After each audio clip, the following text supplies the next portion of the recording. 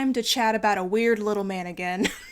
The year is 1604, and the famous Italian painter Michelangelo Merisi da Caravaggio sits in a Roman restaurant, the Osteria del Moro. He has ordered a plate of 8 artichokes, some cooked in oil and some cooked in butter. When the waiter brings him the dish, Caravaggio asks which are which. The waiter claims that he said, "Smell them and you will easily know which are cooked in butter and which are cooked in oil." Caravaggio flies into a rage, a thing that he is well known for in Rome. He seizes the earthenware plate and throws it at the waiter's face, wounding him. Then he allegedly gets up, snatches the sword of one of his 2 companions, and tries to further attack the waiter.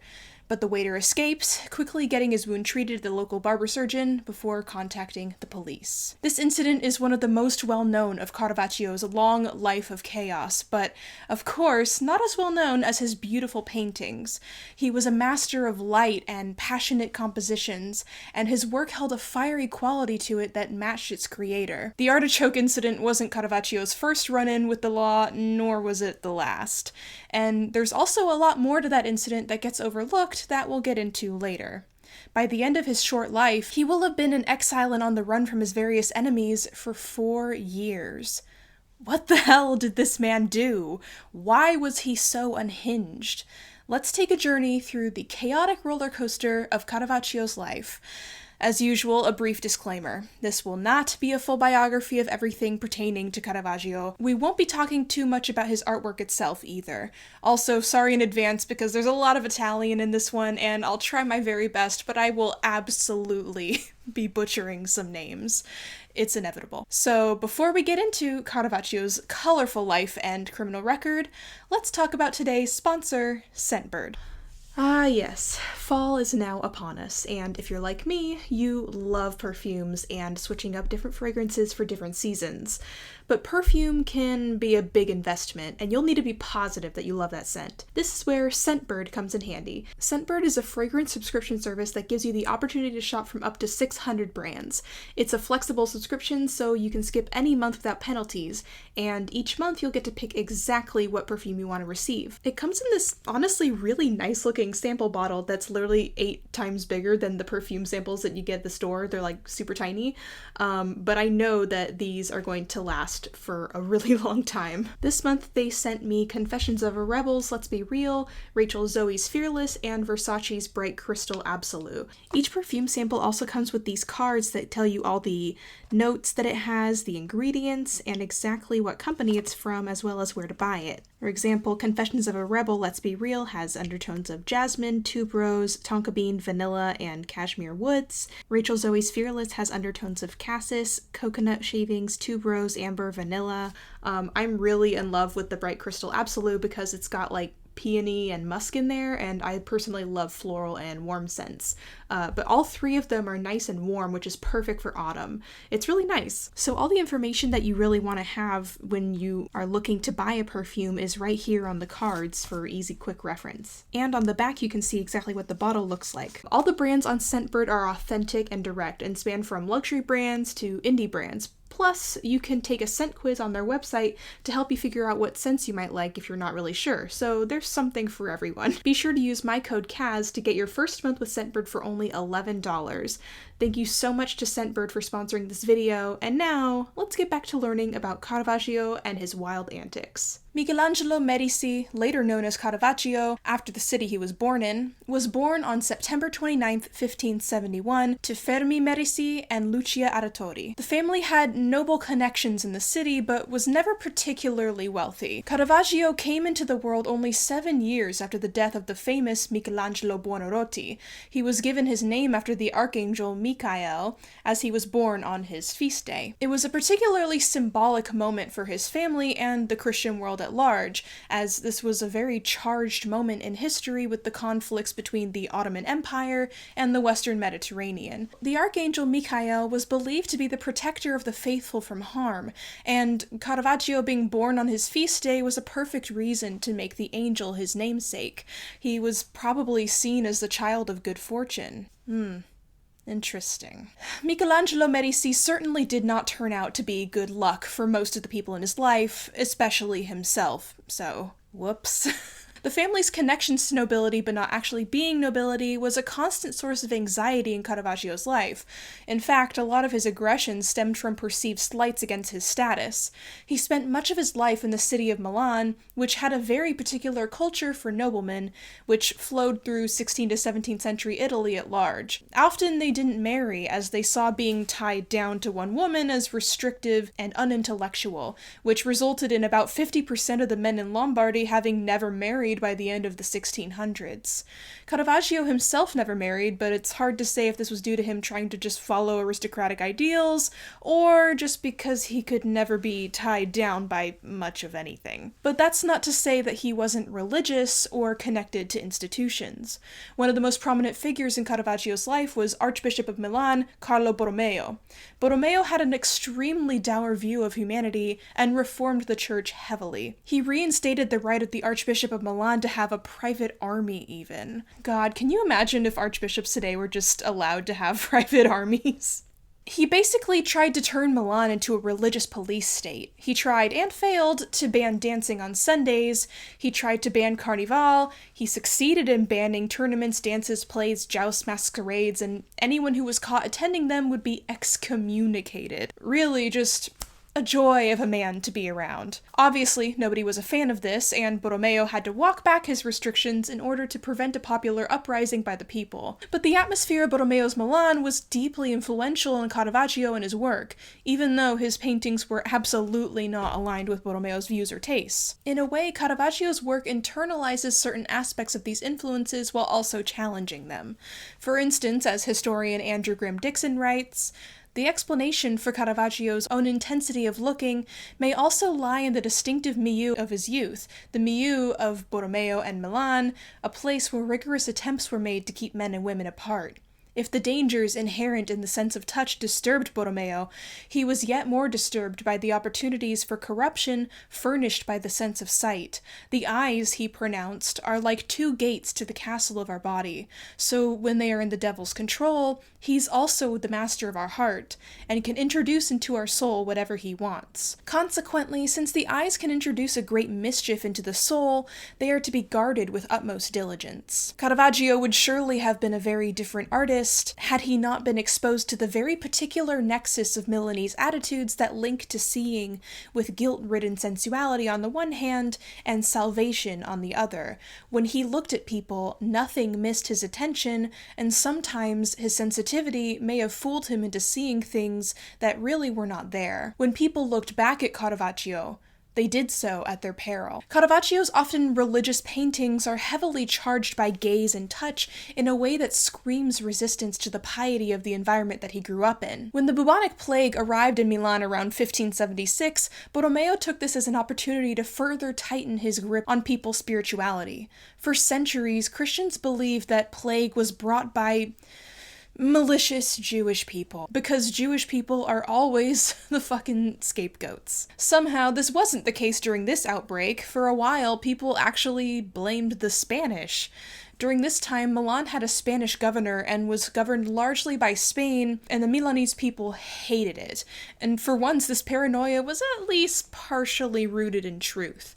The plague was brought to Milan by the traveling party of Don Juan, the brother of Spain's Philip II. In order to prevent riots and protect the reputation of the Spanish royal family, this was covered up by the Milanese Senate and the Health Tribunal. But Borromeo saw a new opportunity here. Was the plague caused by curses, dirty clothes, or bed linens, by bad hygiene? No, of course not. Actually, the plague was caused by, wait for it, the Milanese citizens committing debauchery at Carnival. Now God is punishing everyone for party rocking. You know what? In the age of COVID today, I can't even get too mad at this one because of all the, super spreader party events last year. So this is definitely a tragic, worst man you know just made a good point moment. Anyway, enough about the plague. I know we're all sick of hearing about plagues.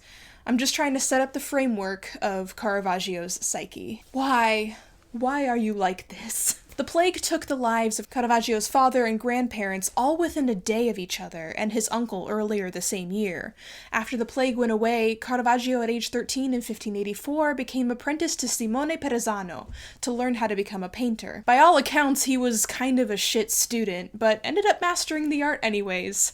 He lost his mother and youngest brother in the following years. Death seemed to follow Caravaggio's heels. So he went about the business of selling off family property and left his two hometowns, never to return again. He wanted to start over anew, make something of himself somewhere completely divorced from his past.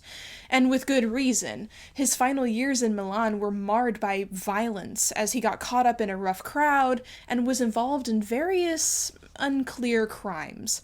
Giulio Mancini, Caravaggio's later physician, wrote in a very difficult-to-read text, "They committed a murder. Prostitute, tough guy, gentleman. Tough guy hurts gentleman, prostitute slashes insult into the skin with knife. Policeman killed. They wanted to know what the accomplice is. He was in prison for a year, and then he wanted to see his property sold. In prison, he didn't confess, he came to Rome and said no more about it." By the way, warning, because things get kind of rough from this point onward. If you're uncomfortable with descriptions of violence, please keep that in mind. I'll also be bringing up the topic of pedophilia at a couple points. Did Caravaggio turn over a new leaf in Rome? Absolutely not.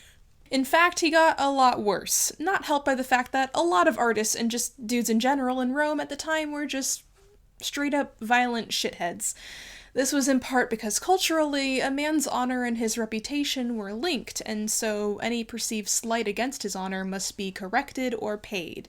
This led to an environment where violence and bloody fights were extremely commonplace and not really considered unusual. Does this make them okay?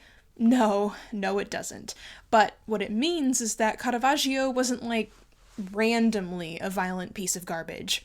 He was but one particularly stinky piece of garbage in a very big landfill. Caravaggio struggled to get his footing in the chaotic city, eventually painting one of his most famous pieces, Self-Portrait as Bacchus. Bacchus is an interesting choice here for a number of reasons. He's the god of debauchery, disorder, a symbol of giving into carnal desire. He's also the god of wine and inspiration. It's a very pointed and confident god to be associating yourself with, and one that falls in line with a very long tradition of historical queer artists. Where many sapphic artists have historically loved to paint Sappho, of course, and Joan of Arc, many queer male artists of history have frequently gravitated towards Saint Sebastian or Bacchus. It's a trope at this point, really. This is not to say that Caravaggio had this on his mind when painting the self-portrait. It wasn't yet a trope when he was alive. It's just interesting considering that Caravaggio himself more than likely slept with both men and women. It's led to deeper second interpretations of his other paintings as well. But don't get too excited, because it's also more than likely that Caravaggio was having sexual relations with the young boy who mixed his paints and modeled for him, Cecco di Caravaggio. Caravaggio is definitely not the bisexual representation that anybody wants. Giovanni Baglione, who had a long history of bad blood with Caravaggio, targeted this relationship in his painting Divine Love, in which an angel triumphs over a caricature of Caravaggio as the devil, having been caught in intimacy with a young boy, clearly Cecco. I do need to note here that Baglione had a rivalry with Caravaggio and would have had an interest in defaming him, and accusations of pederasty were certainly a good way to do that. But this rumor didn't start with Baglione and was well known to people in Rome because Caravaggio never exactly hid anything bad that he was doing. He was a bit of an open book. No one was especially shocked to hear that he may have been a pederast too. But only because we have no concrete proof outside of hearsay, I have to say that this fact is alleged. It wasn't until he found a patron, Cardinal Francesco Maria Bourbon de Monte, that Caravaggio found any stability. He found himself torn between two selves, the one trying to be good at his job that kept him housed and alive, and the self that couldn't help but seek out trouble. Karel van Mander, a Dutch painter in Rome at the time, wrote of him, "But again there is the grain of the chaff, to wit that he does not not pursue his studies steadfastly, so that after a fortnight's work he will swagger about for a month or two with his sword at his side and with a servant following him, from one ball court to the next, ever ready to engage in a fight or argument, with the result that it is impossible to get along with him, all of which is wholly incompatible with our art. He took up the habit of walking around in public openly displaying his sword, a blatant flaunting of his newfound higher status living in a cardinal's house, and wore dark clothes at night so that he could slip into the shadows. It's hard to say why so many artists in this era were so temperamentally volatile and prone to outbursts. Some people theorize that it has something to do with the fact that their paints were filled with lead and other poisonous metals that could cause aggression and depression. Nearly everyone in Caravaggio's circle of friends and acquaintances was just as wild as he was. The group Caravaggio ran in swaggered through the streets, dressed finely, displaying their swords, riding horses, and picking fights. By nightfall, they often ended up in brothels. Caravaggio knew a number of sex workers closely, and they modeled for many of his paintings. Their pimp was a man named Ranuccio Tomasoni, who will come back to the story later. One of the sex workers that Caravaggio painted, Felide Melangeroni, was a fiery woman and Ranuccio's personal favorite. This caused a lot of tension between him and Caravaggio, who had been getting confident in his own crimes, having committed many magnum assaults at this time, and been let off by the court nearly every time due to his powerful connections. That is, aside from a few short stints in prison. Shortly after these prison terms is when the artichoke incident happened. I told you the general story at the beginning of this video, but it gets deeper. You see, the waiter's testimony isn't the whole story. An eyewitness named Pietro Antonio de' Madi testified, "I heard Caravaggio ask whether the artichokes were done in oil or butter, they all being on one plate. The waiter said, 'I don't know,' and picked one up and put it to his nose. Michelangelo took it badly and sprang to his feet in a rage, saying, 'It seems to me, you fucked over cuckold, that you'd think you're speaking to some kind of vulgar provincial,' and he seized the plate and threw it at the waiter's face. I did not see Michelangelo grasp the sword to threaten the waiter." Essentially, Caravaggio thought that the waiter was insulting his status, calling him a barone, meaning someone from the trashy countryside who acts noble and tasteful, but's faking it. The people of Rome, deeply proud of their olive oil, often characterized northern Italians as not being cultured enough to appreciate its qualities. So Caravaggio took the waiter's comment as an attack on his roots and implied he had no taste. A very serious offense to a 17th century Italian man trying to prove his status in society. Maybe it would have been easier on him if he'd just stop attacking people for no reason all the time. We don't know how or if he was punished for this incident, but he was back in prison by October of the same year for throwing stones at cops. Of course, the one valid crime he commits he actually gets punished for. Figures. He would be continually in and out of prison for various offenses for the rest of the year. By 1605, his tenancy at his place of residence on the Vicolo was terminated. He lived there alone with Cecco. He continued to go in and out of prison, his life clearly falling to pieces. In July of 1605, a young man went to the authorities bleeding and battered. He testified, "I am here in the office because I have been assaulted by Michelangelo de Caravaggio, the painter, as I am going to relate. As Messer Galeazzo and I, it may have been about 1 hour after nightfall, were strolling in the Piazza Navona in front of the palace of the Spanish ambassador, I suddenly felt a blow to the back of my head. I fell to the ground at once and realized I had been wounded in the head by what I believe may have been a stroke of a sword. As you can see, I have a wound on the side of my head." Thereupon, the aggressor fled. "I didn't see who wounded me, but I never had any disputes with anyone but the said Michelangelo. A few nights ago, he and I had words on the Corso on account of a woman named Lena, who is to be found standing at the Piazza Navona past the palace, or rather the main door of the palace, as Messer Sartorio Telefilo. She is Michelangelo's woman. Please excuse me quickly, that I may dress my wounds." This man, Mariano Pasqualone, was a lover of Lena, who was a model for Caravaggio. When Mariano was rejected in his request to Lena's mother to marry her, he complained to the mother that she rejects him for having a damned profession as a notary, but allows her daughter to pose for Caravaggio, a guy who was famously a creep and a huge asshole. The mother went crying to Caravaggio, blaming him for her distress. He put on a charming disposition to weasel out of her just who had slandered his name to her, and then, of course, went out and attacked Mariano. Lena herself was a sex worker, and some historians note the suspiciousness of the wording in Mariano's testimony. He implies some kind of control that Caravaggio had over this woman, that he may have been a part-time pimp.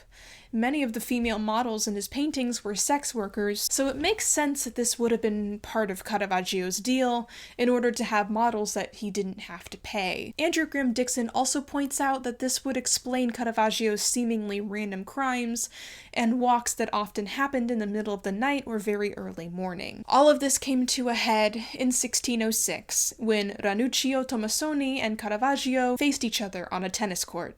It's unclear how the two of them ended up at the tennis courts, but some argument allegedly over a tennis match broke out, leading to a sword fight. Remember, these two men had hated each other for years, likely due to disputes over sex workers who modeled for Caravaggio. In the fight, Caravaggio wounded Ranuccio in the thigh and then murdered him when he fell. It was honestly only a matter of time before Caravaggio killed someone, and he finally did the damned thing. Fabio Massetti kept an eye on Caravaggio as he fled the city, reporting, "The painter Caravaggio has left Rome badly wounded, having killed a man who provoked him on Sunday evening. I am told he is heading in the direction of Florence, and perhaps he will also come to Modena, where he will give satisfaction by making as many paintings as are wanted." Gotta love Renaissance Italy. Everyone involved in the incident fled Rome. I emphasized allegedly with regards to the disagreement over a tennis match earlier because it's possible that the argument was in fact over something a lot more personal, more likely a duel over honor, as was the core of so many of the quarrels in Caravaggio's life. After murdering Ranuccio, Caravaggio took a dire head injury from Giovan Francesco Tomassoni, Ranuccio's brother, and while on the run, Caravaggio's penalty was settled: infinite exile from Rome and capital punishment, wherein anyone in the Papal States had the right to kill him without punishment and receive bounty for the killing. So begins Caravaggio's final years. Despite not being beholden to leaving Rome as he was uninvolved in the crime, Cecco stayed with Caravaggio for some reason. They went to Naples, and Caravaggio managed to pump out a few paintings to wealthy and powerful patrons. Despite everything, though, Caravaggio still had allies in Rome, and he was still fucking petty. He allegedly dispatched someone to assassinate his old nemesis, Giovanni Baglione, which failed. After some money-related drama, Caravaggio fled Naples by boat and went to Malta. Why Malta? Well, to join the military, of course. Where was Cecco after this? Absolutely no clue. Hopefully getting therapy and a support system somewhere. Either way, he doesn't appear in any of Caravaggio's paintings after this point. So we actually do know a little bit about what happened to Cecco after he was no longer living and traveling around with Caravaggio. His real name was Francesco Boneri, and he actually became a painter in his own right later on, painting The Resurrection, which now lives in the Art Institute of Chicago. Not only was Cecco Caravaggio's rumored lover, but he was also his student. This was not an uncommon practice in Renaissance Italy. I just wanted to give a little bit more detail to Cecco's later life, even though we don't have a whole lot of extra detail about him. I think he deserves it. Caravaggio was received quite well in Malta, actually. He was respected and did some paintings and became a Knight of Malta. This is all thanks to his powerful connections. But his new position came with a lot of rules about etiquette, and Caravaggio had never listened to a rule a day in his sorry life. It only took 1 week for him to start causing problems. He picked a fight with a Knight of Justice, landing himself in prison. Again. He spent all of September 1608 in prison and plotted his escape. He scaled the castle, got down a 200-foot drop to the sea, swam around the island, snuck across the land on foot, and then got on a boat captained by an accomplice and actually managed to escape to Sicily. He was now on the run from both Rome and Malta. This cockroach of a man still managed to find wealthy connections and choke up some paintings on Sicily. And yet, he still tempts fate and my wrath when he decides to start sniffing around some teenage schoolboys.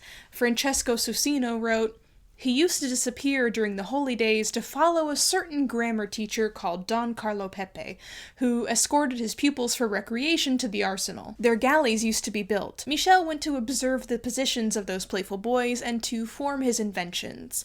But the teacher became suspicious and wanted to know why he was always around.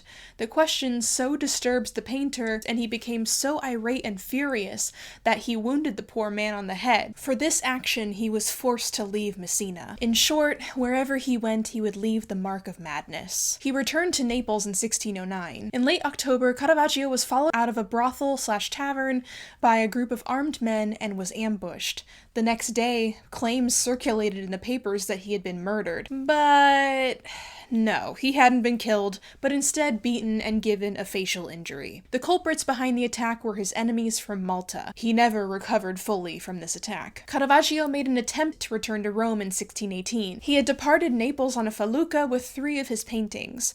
When the boat arrived in Paolo, something went wrong that resulted in Caravaggio being placed in a holding cell. In the commotion, the felucca departed and returned to Naples. Caravaggio bought his way out of prison and tried to chase the boat carrying his paintings down on land, but the stress of the situation coupled with his unhealed injuries made him fall ill, and in late July of 1610, at a hospital in Porto Ercole, Caravaggio passed away. He was buried quickly in an unmarked grave, 38 years old. So what do we do with this story?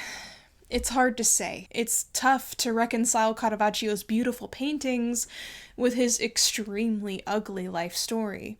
Sometimes horrible people make great art, and there's things we can learn from that. Caravaggio's paintings have influenced so much of our art today in a technical sense, from theater to film to illustration. One of my class assignments at film school was to recreate a Caravaggio painting on camera with perfectly accurate lighting. In 2010, human remains that are possibly Caravaggio were located in Tuscany with toxic levels of lead detected in them. As I mentioned earlier, lead poisoning can cause a wide array of slowly intensifying behavioral issues and dysfunctional logic processing.